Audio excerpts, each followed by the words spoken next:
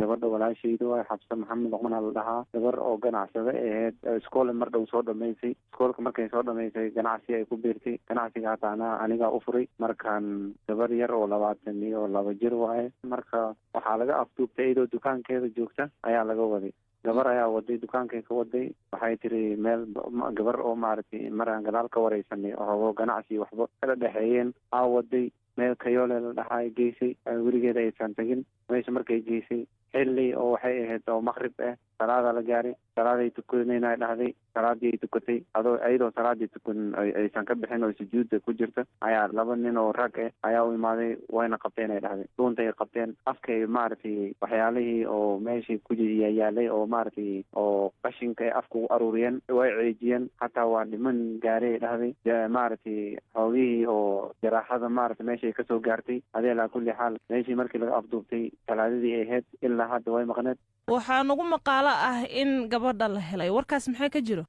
gabadha waa la helay, saakana lasoo helay. waxaa laga helay meel oo maaragtay xaafada Kayoole meel kamid ah, ayadoo guri ku jirto. raggii oo afduubteen markii oo baadagoob lagu qabtay ayaa meesha ka xarreen. gabadhana waxay isdareentay in maaragtay uusan qof la joogin, way qaylisay. jiiraankii ayaa maqlay, jiiraankii ayaa u imaaday. markaan albaabkii quful muusan saarnayn waa laga furay, waa laga soo bixiyey. markaasaa markay kasoo saareen ay booliiska u geeyeen. sidee lagu helay gabadha? gabadhii dawladda baadagoob ay ku jirtay, raggii waxaa ka dambeeyey daba ordaysay, way isceersanaayeen. laakiin maadaama ay gabadha guri ay ku xirneed aan la garanaynin, ayadoo guri ku jirtay maaragtay intaasoo beri ay joogtay, ay isdareentay inay keligeeda ay tahay, uusan maaragtay xarig ku xiran yahay oona uusan qofna la joogin. 5 beri ay meesha ku jirteen aysan waxba cunin. waa tahay si guud marka helitaankeeda yaa gacan ka geystay? si guud waxaa ka geystay dawladda oo maaragtay Kenya ka geystay. marka gabadha la helay jirkeeda wax dhaawacyo ah ma ka muuqdeen?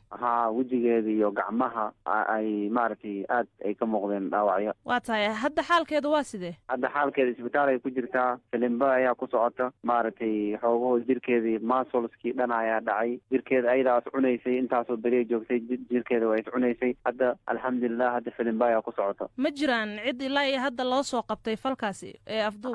cid way jiraan, cid loo soo qabtay. kuwana maaragtay oo gacan haddana weli laguma dhigin, laakiin inay maaragtay maanta iyo xalay dhanna waa la daba ordaayay. marka qaar laga hayaa jirta, waana la ogyahay waxay falka galay. dawladda way ka warqabtaa, wayna soo wada qabanaysaa. hadda xaggee wax marayaan? hadda walaahi meesha waxay meesha marayaan. hadda waxay noo taagan tahay waxaa waye gabadha isbitaal ay ku jirtaa, anigana isbitaalkaan joognaa. meesha maaragtay aan gabadha iskaga daaweynahayna. qorshihiina marka muxuu yahay? qorshaheena waxaa waye dawladda waxaan ka dalbanaynaa in maaragtay nimankii oo falkan galeen inay maaragtay oo gabadha xaqeeda ay naga soo maaragtay.